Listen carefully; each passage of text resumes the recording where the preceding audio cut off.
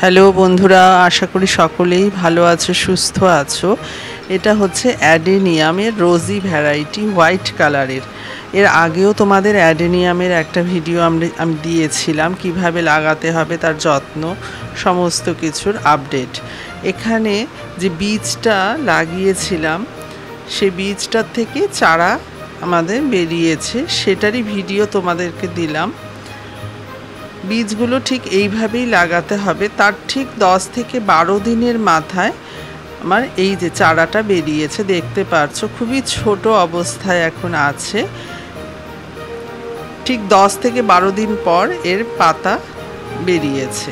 এই 3টে রোজি ভ্যারাইটি আমি কিনেছি, 3টে 3 রকমের কালারের। এটা আনার পর আমি 3-4 দিন এভাবেই রেখে দিয়েছিলাম। তারপর আমি এটার মাটি তৈরি করে গাছগুলো লাগাবো। তার জন্য ডিমের খোলা আমি ভালো করে গুঁড়ো করে নিলাম। মাটির সঙ্গে প্রথমে স্যাব দিলাম, ডিমের যে খোসাটা গুঁড়ো করেছিলাম সেটা মেশালাম, আর দিলাম এর মধ্যে নিম খোল। নিম খোলটা দিলে পোকামাকড় একদমই থাকে না। নিম খোলের পরিমাণটা দেখতে পাচ্ছ, ঠিক এতটা পরিমাণ নিম খোলের দিয়ে দিলাম। দিয়ে এবার গাছগুলো আমি বসিয়ে দেব।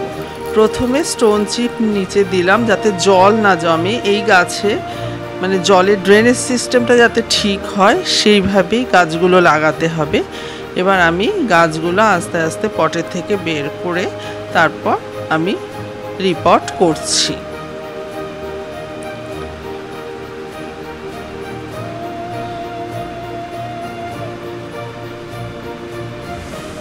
এই গাছগুলোর মধ্যে, অ্যাডেনিয়ামগুলোর মধ্যে কোনো মাটি ছিল না, শুধু নারকোলের যে কোকোপিটটা হয় সেটা দিয়েই গাছগুলো রাখা ছিল। আমি সামান্য মাটি এর মধ্যে দিয়ে তারপর গাছগুলো লাগিয়ে দিলাম। কোকোপিটটাও কিন্তু আমি রেখেছি, কোকোপিটটা সম্পূর্ণ ছাড়াইনি। 3টে গাছ আমি এভাবে লাগালাম। 3টের কালারই খুব সুন্দর। যখন ফুল হবে আবার তোমাদের ভিডিওর আপডেট আমি দেব, কেমন হলো ফুলগুলো দেখতে।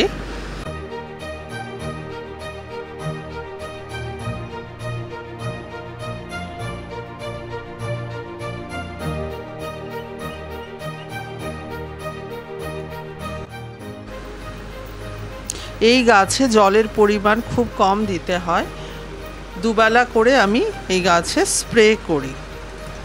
আর মাটি যখন একদম শুকিয়ে যাবে তখনই জল এতে দিতে হয়।